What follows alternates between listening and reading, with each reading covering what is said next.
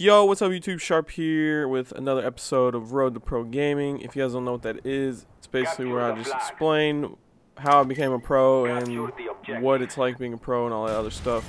So we're playing Firing Range CTF. It's me and my team against Team Collapse. They came in second at Raleigh. It's Pikachu, Too Quick, Caramel or Parasite, whatever name he goes under. He goes under both those names. And then the other guy is Apathy. So we're playing Firing Range CTF. I'm using the Moss with the red dot. Lightweight, sleight of hand, and ninja as usual. And Dork Me Up is just spectating. Don't think it's 5v4. So I left off the last episode at the part where we were on main stage and we were playing against Envious and we were up 3-0 and we were going into the fourth map. And all these people just started joining the game. And we actually had to restart because they joined the game, they team killed, they invited all their friends. There was a total of 18 people in the lobby. And they just started team killing and everything, and we were up by like 60 points or something, and we had to restart. So we restart the map, it was Crash Domination, and we would have, me personally, I say we would have won if we didn't have to restart, because we were up by like 60 or something. We had a 2-cab, I don't even remember, but if I talk to like Stanville or any of the people that are on Envious, they always say, oh, we were coming back anyway, we would have won that shit anyway. But long story short, they came back, and when we had to replay it, they shit on us. Like, they 3-capped us the whole entire time, and we just couldn't do anything. So that pretty much, I mean, demolished our morale at the time. You know, we were still up 3-1, but then we lost the next two maps, and it was 3-3, it was all tied up. Because it was the best of 11 series, because we'd already beaten them in winners bracket finals, and we beat them 3-0. So it was 3-3, and our coach Ego, who's actually on my team right now, he was our coach at the time, and we were all down the dumps. And pretty much what he said is like, "Come on, guys, keep together." And so like he takes credit for us winning, because he's like, "I kept you guys together," which really, I don't know, really he didn't really do anything, but he takes credit for keeping us together and keeping our heads in the game, which, you know, it helped some, but it wasn't really the reason why we won. So we played the next two maps and we won both of those, and we were up 5-3, and it was first to 6. So all we had to win was one more map, and it was Overgrown S&D. And as you guys know from the, if you watched the first episode of this, I said I was an S&D star. All I played was S&D, and from GB I played like a whole year and a half of just S&Ds without playing anything. So we're going into this, and I'm pretty confident, because in that game I was probably one of the best S&D players, and Overgrown was one of my favorite maps. So we go into Overgrown, and I think we ended up winning 4-2, 4-1. I don't remember what it was, but all I remember is I went 10-0, which means I had 10 kills and 0 deaths. And if you guys watch my montage, that's actually what the voice clip is from, where it's like, Sharp is definitely the MVP of this game, and all that stuff. If you guys watch that, it's Chris Puckett and Fwiz commentating. I just pulled that from the videos.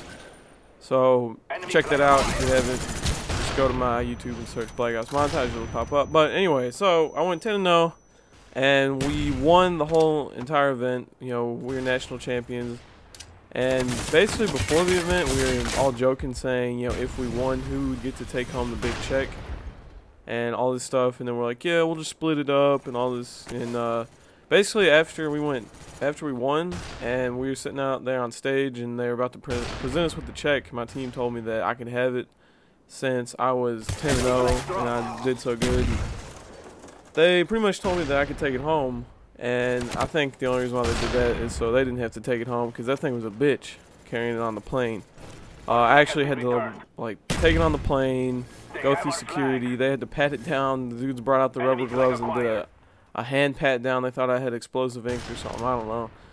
So I had to go through security. I was running through the airport. Everyone stopped me, and for some reason they thought I was a motocross biker or something. They asked if I went to like some motocross event, and I'm like, no, not a motocross biker. And I don't know why people thought that. So we actually had to get on the plane, because I was 15 at the time, so it was me and my dad.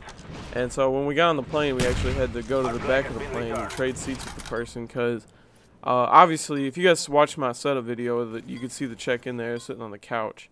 And you couldn't fit it in the overhead compartment, and the flight attendants wouldn't keep it up by them. So we actually had to go all the way in the back of the plane and put it behind the seat. We had to stand it up behind the seat. And so we had to sit in the back, get up our good seats wherever we were sitting. I don't even remember. But so we had to sit all the way in the back with it stood up behind the plane. And it was just a bitch taking home. But, you know, I don't regret it just because it's something that, you know, I'll always have it to remember that experience by. You know, it's a good experience going to those things, and especially winning them. So, you know, it's a nice trophy to have. But, so anyways, yeah, my team let me take the check home. You know, you guys can see the check.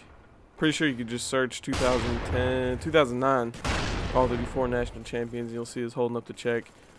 Yeah, so that was pretty much it. That was my whole Call of Duty 4 experience right there. That's my whole Call of Duty 4 career, because as soon as I got home, Modern Warfare 2 came out the next day.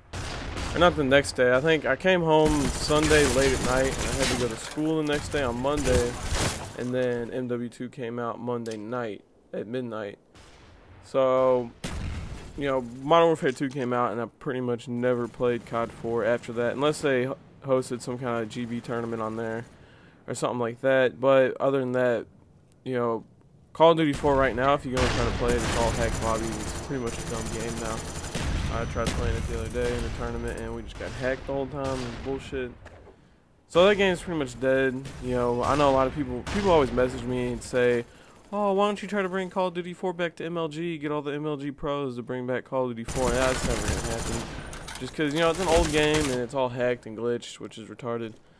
But, yeah, it was fun. That was probably my favorite Call of Duty out of all the Call of Duties to play that. You know, competitively, I think it was one of the best. MW2, a lot of people said was a bad game, but competitively, I think that was a really good game just because they had the whole objective role and Slayer role instead of Black Ops. Everyone using Hamas running around. I know I've said that a lot of times in my videos, but we went into MW2. You know, we kept the same team. Actually, no, Dodgers left. Dodgers left like the day we got home. He said he was just gonna leave the team.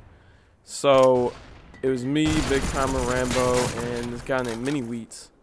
And we played MW2. We just played GBs from the start, so there weren't any MLG maps. You know, when the games first came out, they always ask us to run scrims and test maps, but there really are no MLG maps when you play GBs. So we were just going in playing stuff like, what's the map with the 3 bridges going across? I don't remember. There's like a big river in the middle and there's 2 bridges. All I remember is playing that map on Demolition, which was the stupidest shit.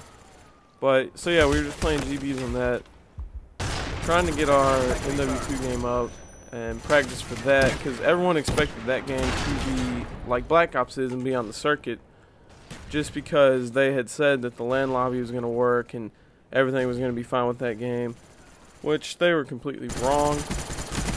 And in that sense, we, you know, with our team Extravagant, I left, I think after like 2 weeks. You know, the game had been out for like 2 weeks.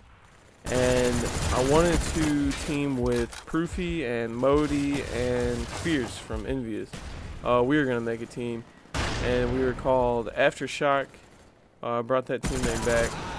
And we actually played the GB later, and we went like 80-0 or something like that, which, you know, it's not really that much of an accomplishment just playing GBs. I know a lot of people might think, but GBs, you know, if everyone on our team was trying, GBs weren't really that hard. So we went like 80-0 or something, and that team was all good. But of course, we had Proof and Modi on our team, and for some reason, every time they team, they never get along. I don't know why. They always argued and fought, and just a bunch of stupid shit. And we ended up breaking up. And I actually went to Fear, I believe. I was on Fear for a really long time. It was like me, Moho, Assassin, and or no, I think, yeah, they dropped Moho. They dropped Moho for like a week, and they picked me up. So it was me, Punisher, Assassin, and Pac-Man. And we were a team for about a week. Assassin really never played. Pac-Man really never played. And then so Punisher left. And it was me, Pac-Man, Assassin, and then we just picked Moho back up to our team. So we were Fear, and we were on that team for a pretty long time. But if you guys know Fear throughout MW2, I guess we could say we, because I was on that team for the majority of the game. We switched through a lot of players because, you know, Assassin ended up quitting. Pac-Man never really played, so we had to get rid of him. I can't even go through how many players we had on that team. It was just ridiculous. You know, we had Proofy, Bouncy, if you guys remember Bouncy. Dito was on Fear. But I can't really get into that because there's 5 seconds left in the game, so the gameplay is going to end. I hope you guys enjoyed this episode of Road to Pro Gaming. Don't think just because I ended Call of Duty 4, I'll still go through like MW2 and all the way up to Black Ops to present time right now. So I'll keep this series going. You guys seem to really like it. If you guys enjoyed this video, please give it a like because it helps me out and makes me feel special. So click the little thumbs up button. And that is the end of the game. I will see you guys on the next episode. I have a MLG breakdown of some S&D I'm going to upload, so I'll do that. And yep, sharp out. Peace.